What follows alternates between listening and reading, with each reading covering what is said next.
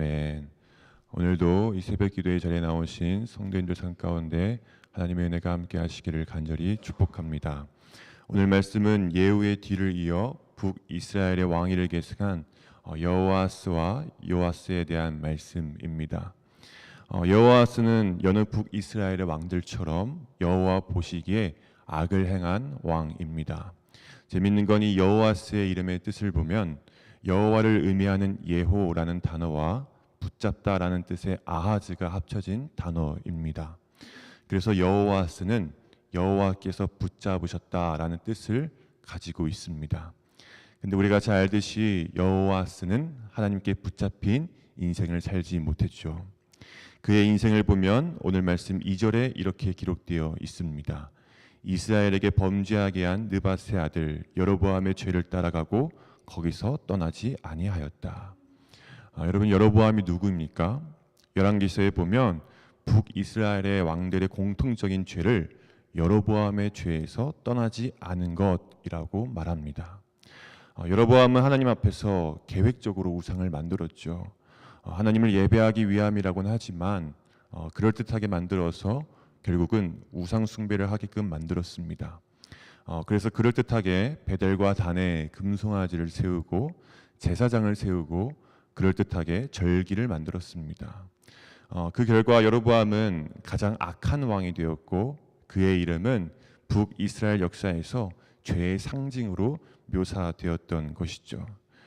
근데 여로보암의 죄를 북이스라엘의 왕들이 다 따라갔고 오늘 여호와께서 붙잡은 사람 이 여호아스도 그 여로보암의 죄를 따라갔습니다. 그렇다면 왜 북이스라엘의 모든 왕들은 이 여로보암의 죄를 따라갈 수밖에 없었을까요? C.S. 루이스가 쓴 스크루테이프의 편지라는 책이 있습니다. 악마 스크루테이프가 자신의 조카 웜우드에게 어떻게 하면 인간을 하나님으로부터 떨어뜨려서 타락시킬 수 있는지에 대한 방법을 31개의 편지로 쓴 책입니다. 거기서 12번째 편지를 보면요, 죄에 대해서 다루고 있는데 거기서 스크루테이프는 어떤 흥미로운 욕망이나 쾌락 같은 그런 눈에 보이는 대단한 죄들뿐만 아니라 아주 사소한 죄로도 얼마든지 인간을 하나님으로부터 조금씩 끌어올 수 있다고 말합니다. 북이스라엘 왕들이 다 하나같이 여로보암의 죄를 따라갈 수밖에 없었던 이유는 그들이 지은 죄, 특히나 우상숭배 같은 죄를 사소한 죄로 생각했기 때문입니다.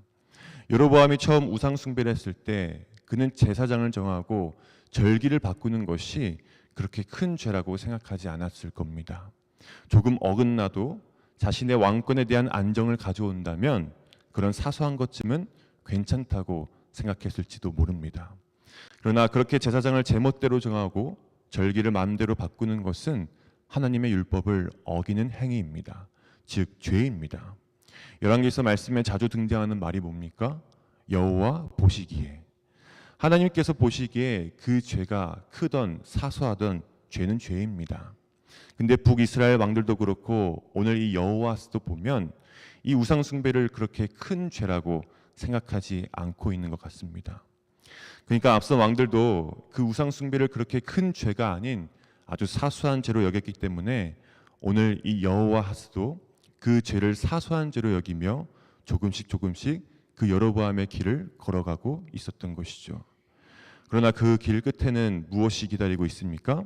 3절 말씀입니다. 여호와께서 이스라엘에게 놓아사 늘 아람 왕 하사엘의 손과 그의 아들 베나닷의 손에 넘기셨더니 여호아스가 여로보암의 길을 따라가자 하나님께서 진노하셔서 징계를 내리십니다. 그 징계의 도구로 하사엘과 베나닷을 사용하셨는데 이들은 부자지간이며 아람의 전성기를 이끌었던 왕입니다. 이들은 아주 잔인하고 또 가혹하게 탄압하며 통치했던 왕들이었습니다. 하나님은 여호아스가 범죄를 하자 이들을 통해서 아주 무서운 징계를 내리신 것이죠.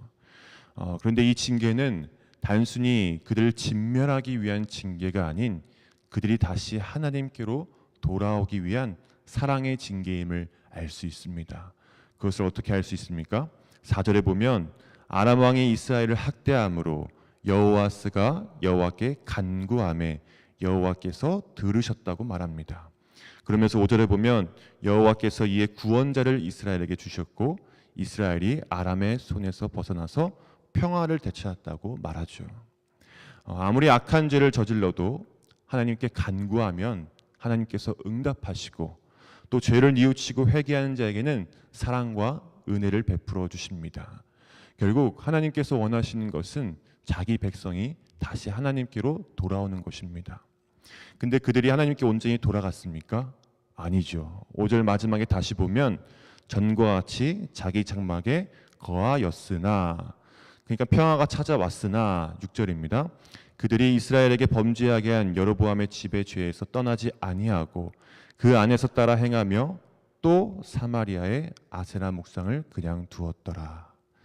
하나님께서 구원해 주셨음에도 불구하고 다시 여로보암의 길을 걸어갔습니다. 그리고 또 아세라 묵상을 그냥 두었습니다. 아세라 묵상이 사마리아에 아직까지 남아있다는 것은 앞서 예후가 이것을 완전히 제거하지 않았다는 뜻이죠. 우상 숭배가 하나님 앞에서 정말 큰 죄라고 생각했다면 당장 아세라 묵상을 갖다 버리지 않았겠습니까? 그런데 아직까지도 아세라 묵상이 남아있는 것입니다. 이것을 사소한 죄라고 생각했기 때문이죠. 그러자 하나님께서 어떻게 하십니까? 7절에 보면 아람 왕이 여호와스의 백성을 멸절하여 타작마당의 티끌같이 되게 했다고 기록되어 있습니다. 타작마당이 티끌같이 되었다는 것은 아주 처참하게 짓밟혀서 초토화가 되었다는 뜻입니다. 결국 여호와스는 또다시 우상 숭배의 죄를 저지름으로써 비극적인 왕으로 생을 마감하게 되죠. 그리고 그 뒤를 이어서 왕위에 오른 요아스도 보면 그도 그의 아버지처럼 여호와께서 보시기에 악을 행하며 여로보암의 모든 죄에서 떠나지 않았던 왕입니다. 결국 그도 유다 왕 아마샤와 싸워서 승리한 업적 빼고는 성경에서 악한 왕으로 평가되고 맙니다. 사랑하는 성도 여러분, 북이스라엘의 모든 왕들은 여호와 보시기에 악을 행하며 여로보암의 길을 따라갔습니다. 특히나 오늘 말씀을 보면 여호와스는 하나님의 구원과 은혜를 경험했음에도 불구하고 또다시 여로보암의 길을 걸어가게 되는 걸 봅니다. 우리가 구원받고 회개함으로 날마다 은혜를 누리며 살고 있지만 우리도 언제 또다시 이 여로보암의 길을 걸어갈지 모릅니다.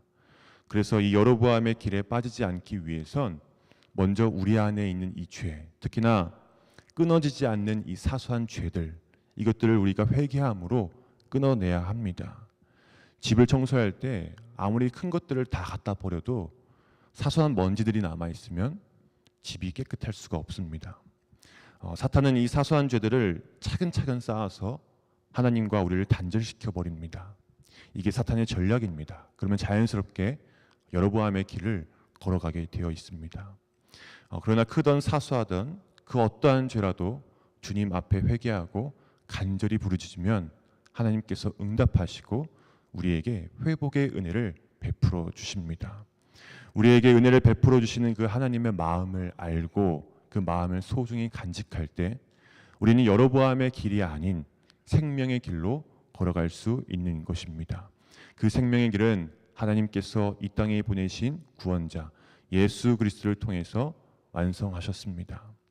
오늘 혹시 이 자리에 반복되는 죄로 인해서 또다시 여로보암의 길을 걸어가는 성도님들이 계신다면 반복되는 죄의 패턴을 보지 말고 반복되는 하나님의 은혜의 패턴을 보시길 바랍니다.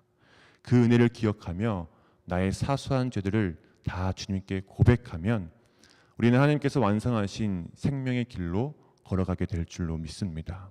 오늘 하루 날 향한 하나님의 은혜를 소중히 간직하면서 하나님께서 허락하신 그 생명의 길을 끝까지 걸어갈 수 있는 저와 성도님들이 되시기를 간절히 축복합니다. 기도하겠습니다. 사랑의 많으신 하나님 감사합니다. 죄로 인해 신음하며 죽을 수밖에 없는 우리를 구원해 주시고 오늘 하루도 그 구원의 은혜로 살아가게 해주심에 감사드립니다. 주님, 이 시간 우리 안에 사소한 죄들이 있다면 그 모든 것들을 주님 앞에 고백하고 날마다 하나님께 간구함으로써 반복되는 죄로부터 벗어나게 하여 주시옵소서. 그래서 여로보암의 길을 따르는 것이 아닌 주님의 뜻을 따르며 영원한 생명길을 걸어가는 우리 모두가 되게 하여 주시옵소서. 이 시간 각자의 기도 제목을 가지고 주님 앞에 나왔습니다.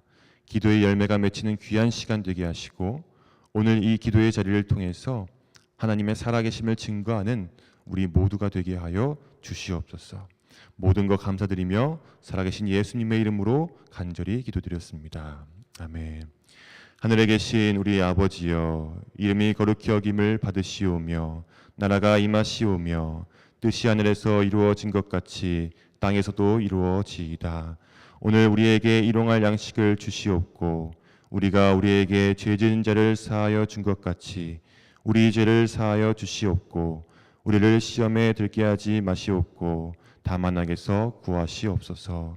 나라와 권세와 영광이 아버지께 영원히 있사옵나이다. 아멘.